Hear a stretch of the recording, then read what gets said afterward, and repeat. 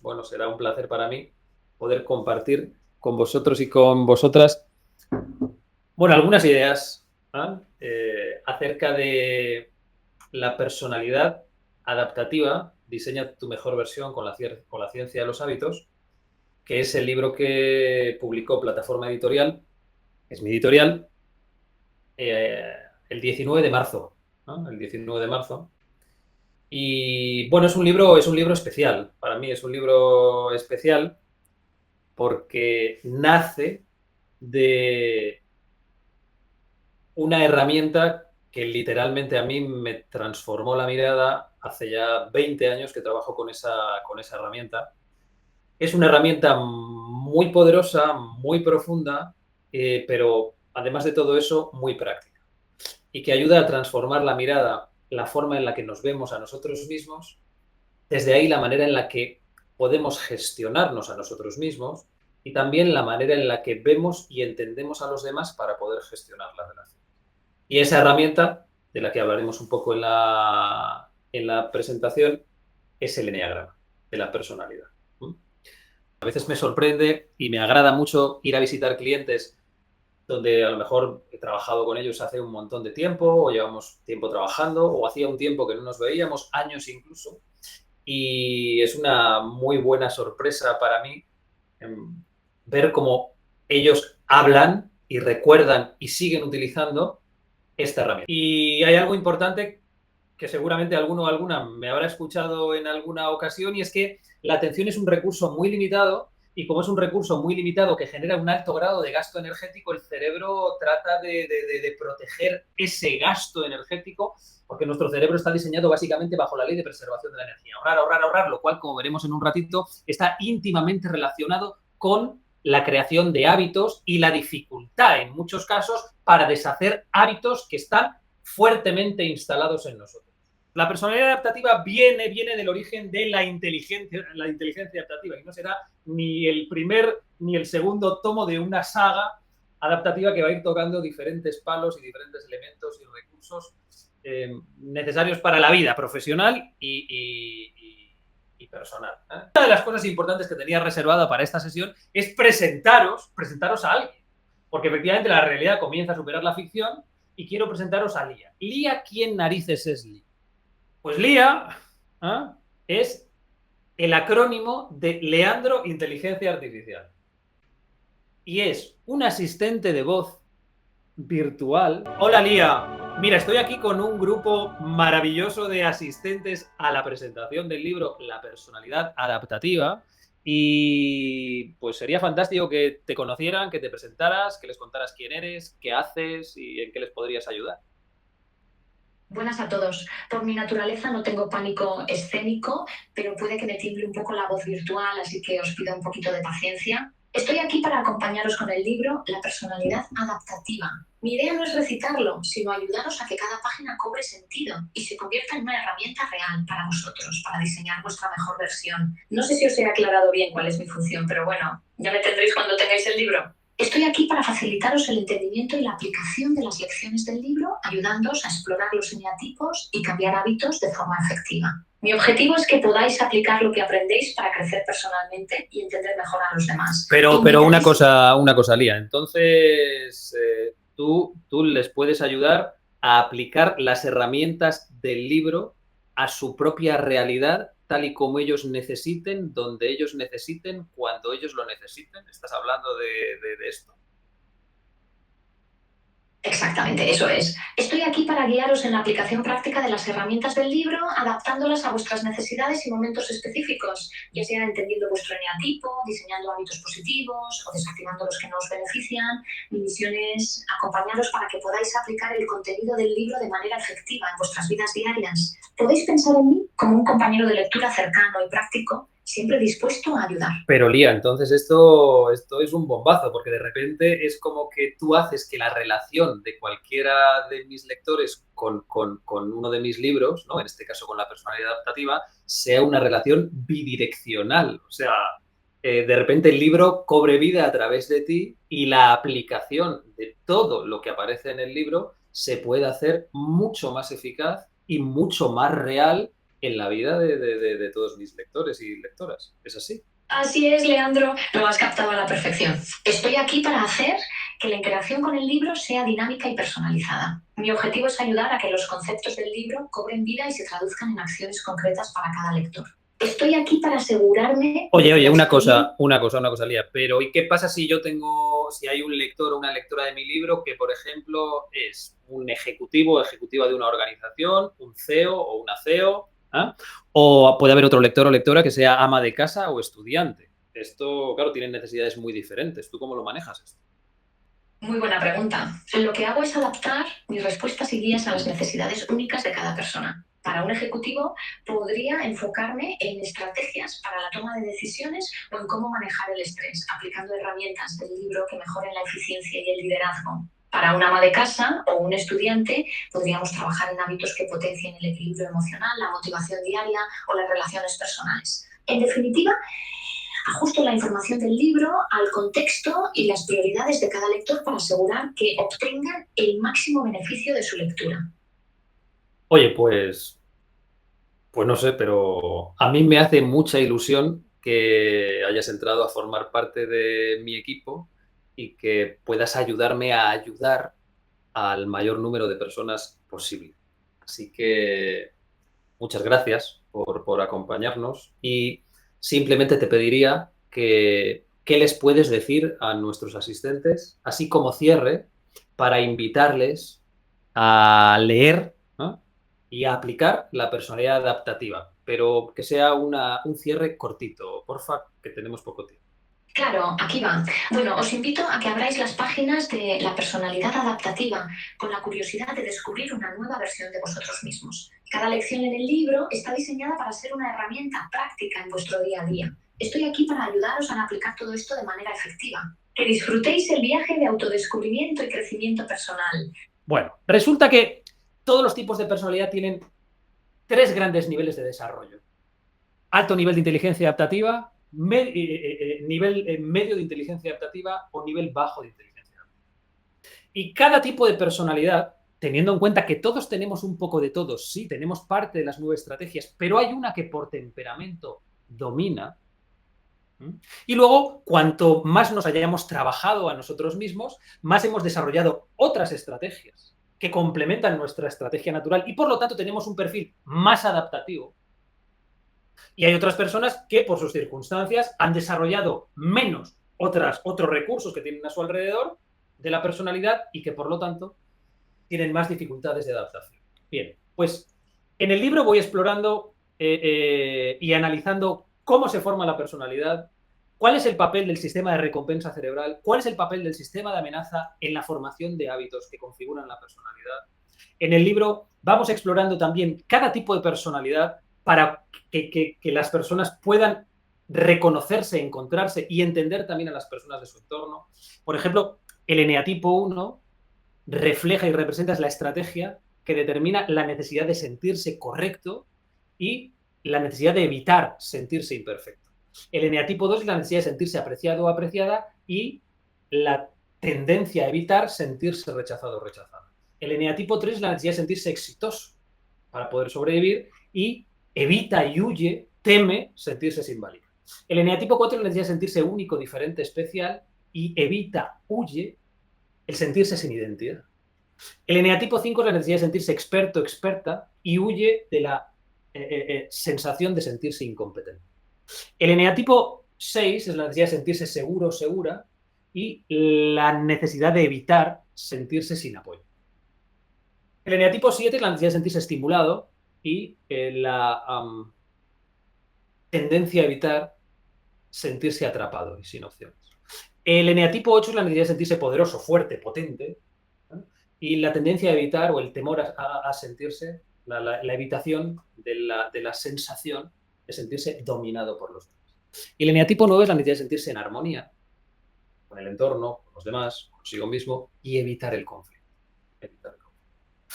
Resulta que, por ejemplo, el eneatipo 8, que es la necesidad de sentirse poderoso, es fuerte, protector, directo, busca el control, el dominio y la independencia. Pero seguramente en vuestra vida os hayáis encontrado con algún eneatipo 8. El eneatipo 8 es el controlador activo, su miedo básico es ser dominado, traicionado y dañado por los demás, y su deseo básico es protegerse. La creencia que les limita es que no está bien ser vulnerable ni confiar en los demás, y el crítico interno, el pepito grillo interno, les dice, vale, eso estás bien, si eres fuerte tienes el control, fuerza. El 8 es la ira exteriorizada, la ira para dominar a los demás y que nadie les domine. Es la autonomía, la independencia. Yo no necesito a nadie, es la protección. ¿Ah? Mapa del mundo. El mundo es un lugar difícil donde solo sobreviven los fuertes. Tengo que ser fuerte, yo fuerte. Y yo quiero gente fuerte conmigo. Y seguramente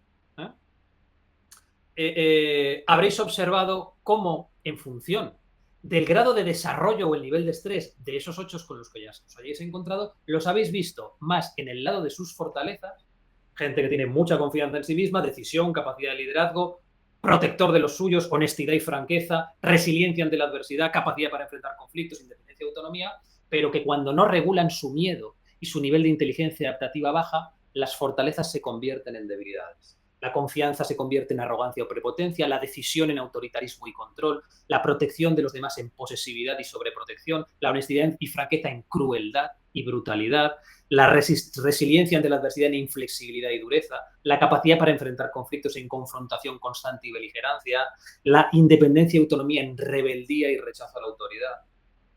Y depende de cómo se regulan internamente, estar más en el lado de las fortalezas o de las...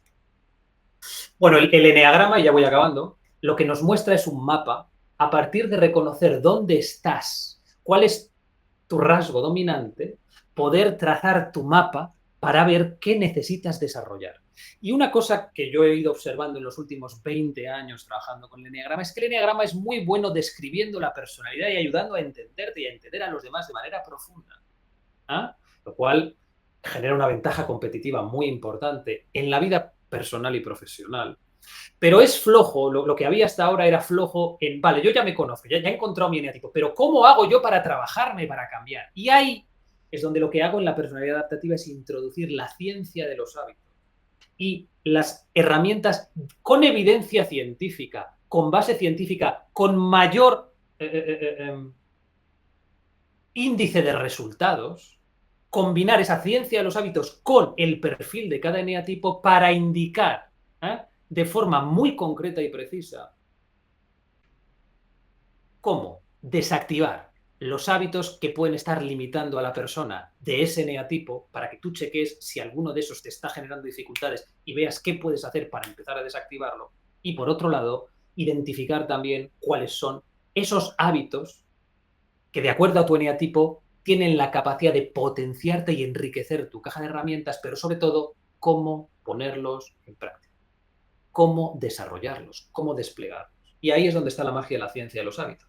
Porque todos los tipos de personalidad, y voy acabando, en el mapa de la personalidad, por ejemplo, un 8 bajo presión se mueve a la estrategia 5 y muestra determinadas características del 5 para presionar la situación y tratar de resolverla de manera movida por la necesidad de aliviar a corto plazo, de manera impulsiva, lo cual a largo plazo le genera más problemas.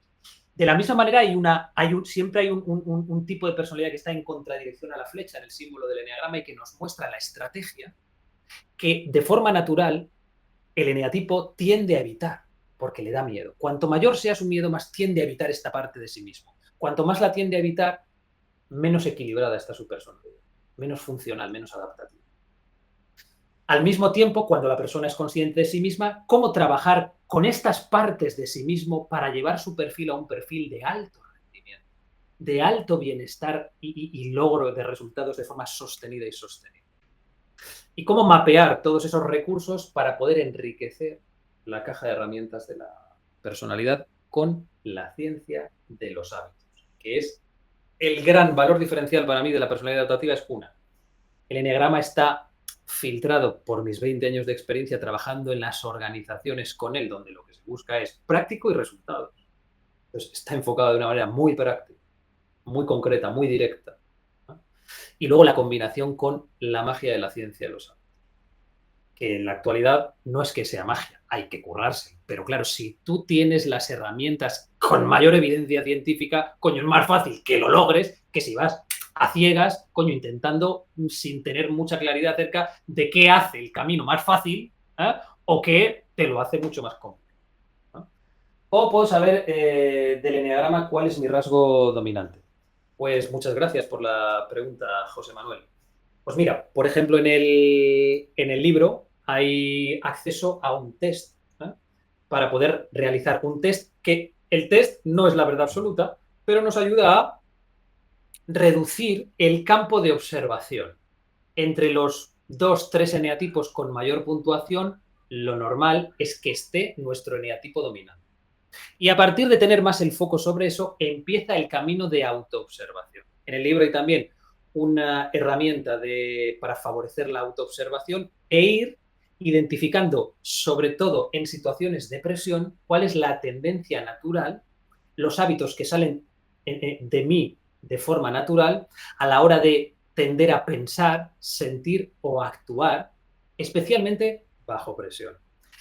A partir de ir leyendo también la descripción de los 9 eneatipos, no solo vas a ver personas de tu entorno que vas a decir, coño, mi pareja, mi padre, mi hermano, mi amigo, mi jefa, mi compañera, mi compañero, lo que sea, no solo eso, sino que vas a poder empezar a meter registros en tu cabeza que te permiten empezar a observarte a ti, ¿m?, con un grado de finura que te ayuda a poder ir descubriendo cuáles son esos hábitos que se activan de manera inconsciente, automática, y que determinan, sobre todo en situaciones de presión, cuál es tu rasgo dominante de la persona. Y a mí, por ejemplo, hace 20 años ya que empecé con esto, me llevó pues al menos 3 meses. Primero pensaba que era un eneatipo, luego pensaba que era otro, y necesité un tiempo de observarme, observarme, observarme, observarme, entender mejor, volver a releer, profundizar y observarme, hasta que de repente cuando encuentras tu eneatipo hay un clic interno, dices, ¡zas!, es este. Y cuando descubres tu eneatipo, empieza a ponerse en marcha la posibilidad de cambio, evolución, crecimiento y desarrollo. Yo he visto miles de personas con el eneagrama y intuyo el eneatipo de mucha gente. De otra me cuesta más, pero de mucha gente lo intuyo con facilidad. Y si yo, por ejemplo, a veces hay gente que me dice, oye, pero tú tienes mucha experiencia, dime cuál es mi eneatipo. No, yo prefiero no decírtelo porque si yo te lo digo, me puedo equivocar. Y si me equivoco y no es tu eneatipo, ¿eh?, pues el proceso de evolución, cambio y crecimiento que puede producirse en ti se diluye. Y si yo te lo digo y tú no haces el esfuerzo consciente de encontrarte a ti mismo, pues ese clic que abre la puerta del crecimiento y el desarrollo tampoco se produce, con lo cual te va a servir de poco. La cuestión es encontrar. Yo a veces a las personas que asisten a mis workshops les invito, por ejemplo, oye, hay una parte interesante para conocerte que tiene que ver con compartir con los demás, ¿eh?, a lo mejor personas de tu entorno. Compárteles pues un par de resúmenes o la información sobre estos eneatipos sobre los que tienes dudas, si ese era el tuyo, estos 2 o estos 3, ¿eh?, y a ver qué te dicen ellos, porque ellos te miran con unos ojos distintos a los tuyos y te pueden dar pistas, ¿eh?, para ver cosas que a ti te cuesta ver, porque tú y yo estoy pegado a mí mismo, tú estás pegado a ti mismo. Entonces, hay cosas de ti que no ves. Pero ojo, muy importante, la opinión de los demás nunca puede ser el factor determinante del eneatipo. ¿Por qué? Porque el eneatipo, el eneagrama va a las motivaciones profundas, a los miedos profundos, a las heridas que, si están cicatrizadas, permiten una evolución sana de la persona y equilibrada, que si están sin cicatrizar generan distorsiones y desequilibrios que luego se muestran en dificultades de adaptación del individuo. El eneagrama habla de motivaciones profundas que derivan en conductas, ¿vale?, y estrategias y hábitos. Bien. Entonces, eso que hay en lo profundo, los de fuera no lo ven.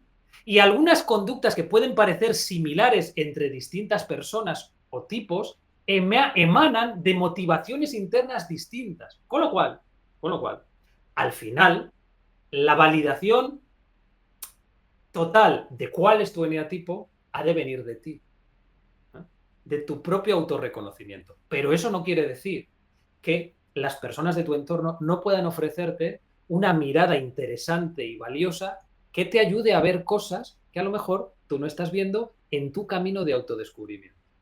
Ahora, yo lo que sí tengo claro en todos estos años, trabajando con profesionales y con ejecutivos y con ejecutivas, es que conocerte a ti mismo o a ti misma, ¿m?, es imprescindible para poder evolucionar de manera emocionalmente sostenida y sostenible a lo largo de la vida profesional y personal. Hay pocas inversiones que me parezcan más rentables que invertir en conocerse a uno mismo. Y ya si vas a comprender encima mejor a los demás, pues la inversión, porque la vida va de relaciones, para todo, en lo profesional y en lo personal. Si no entiendes de personas, decía Simon Sinek, no entiendes de negocios, por supuesto. Chicos, chicas, gracias por vuestra atención, gracias por vuestra compañía, por hacer posible la presentación. Y ojalá que lo que hemos compartido aquí, de una manera o de otra, pues os sume algo en vuestra aventura vital, ¿eh? Así que, muchísimas gracias. Adiós, adiós, adiós, adiós.